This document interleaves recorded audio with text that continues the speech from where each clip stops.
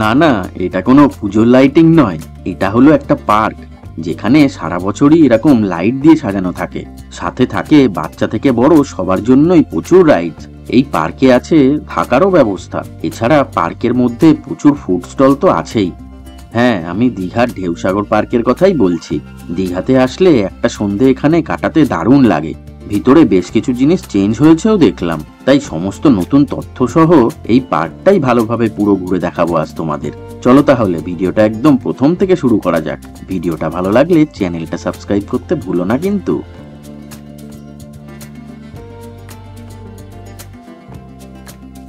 New Digha C বিচকে বাঁদিকে রেখে সোজা জাস্ট 3-4 মিনিট মতো হাঁটলেই সমুদ্র সৈকতের পাশেই অবস্থিত এই ঢেউসাগর পার্ক।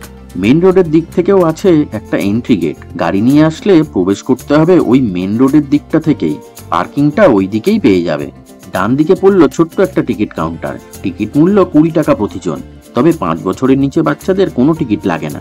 আর হ্যাঁ, বাইক পার্কিং চার্জ 10 টাকা এবং কার পার্কিং করতে লাগে 20 টাকা করে। পার্কের টাইমিংটা হলো সকাল 9টা থেকে রাত 9টা।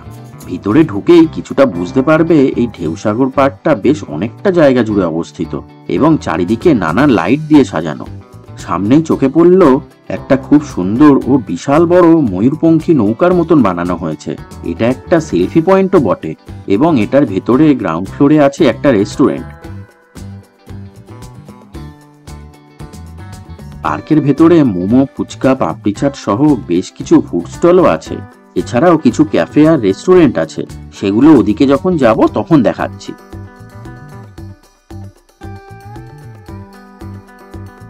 এবার এই জায়গাটা দেখো, এটা বছরখানেক আগে চালু হয়েছে। এটাকে বলা হয় জায়েন্ট সুইং, মানে বিশালাকার দোলনা বলতে পারো। এটাতে আমার চড়ার খুব ইচ্ছা ছিল, তবে শুনলাম মেইনটেনেন্সের কাজ চলায় আপাতত এটা বন্ধ আছে।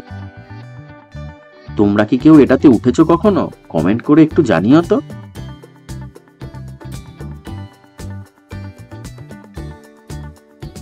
চলো এবার দেখি ওই দিকটাতে কি আছে। পার্কটার সবকটি রাস্তাই এরকম রকমারি লাইট দিয়ে সাজানো, আর সাথে আছে নানান পশু পাখিদের স্ট্যাচু।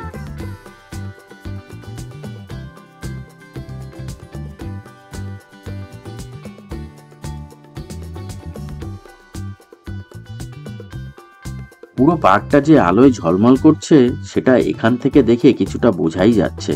একটা সুন্দর সন্ধে কাটানোর জন্য একদম পারফেক্ট প্লেস।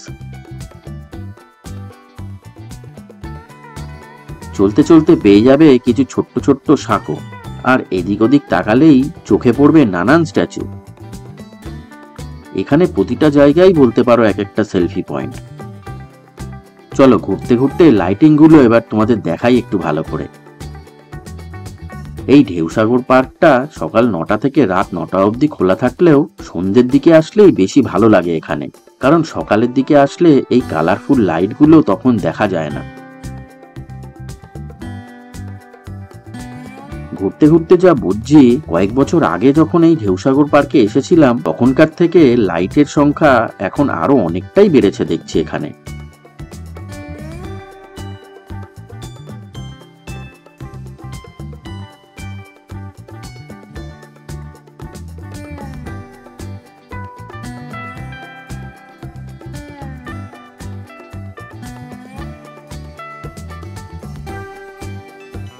আর হ্যাঁ, চারিদিকে বসার জায়গারও কোনো কমতি নেই।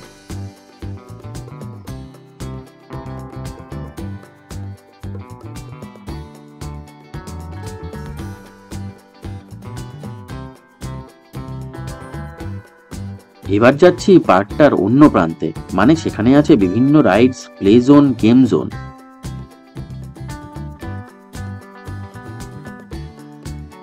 এত সুন্দর সাজানো গোছানো পার্ক আর আই লাভ ইউ ঢেউসাগর লেখাটা থাকবে না, সেটা কি কখনো হয়?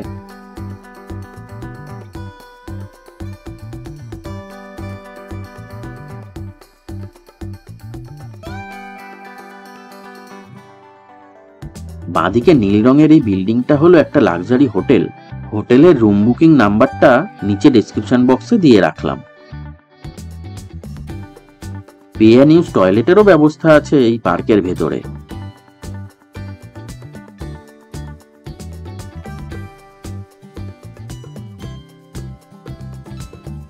এদিকটাতে আছে বাচ্চাদের বেশ কিছু রাইড, তবে এগুলো কিন্তু কোনোটাই ফ্রি রাইড নয়, সবগুলোতেই আলাদা আলাদা করে টিকিট আছে। একটু একটু করে হাঁটবেন আর বারবার মনে হবে এই জায়গাটা বেশ সুন্দর, এখানেও একটা ফটো তুলি।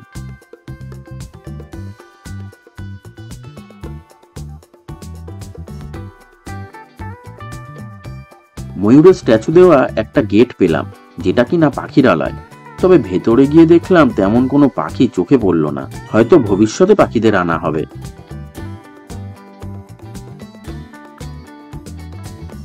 পাশে এই বড় খোলা জায়গাটা থেকে শুরু হয়ে যাচ্ছে গেম জোন, আছে টয় ট্রেন, ছোট বড় সবার জন্য।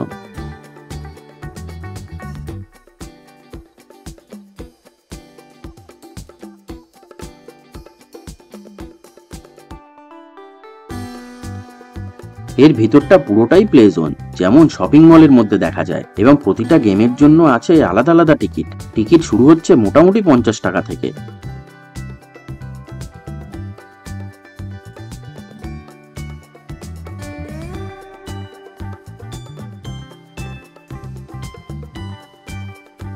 ছোট ছোট 4 হুইলার 3 হুইলার রাইডেরও ব্যবস্থা আছে এখানে।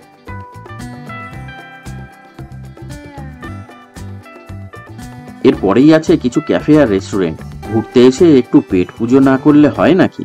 আছে ভেজ নন ভেজ সব ধরনেরই অপশন।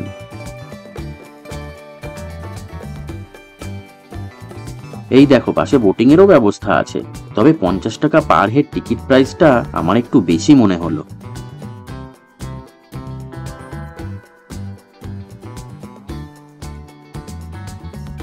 এছাড়া আছে বাচ্চাদের প্রিয় মিকি মাউস, ড্রাগন ট্রেন আর জিগজ্যাক রাইড বা ব্রেক ড্যান্স।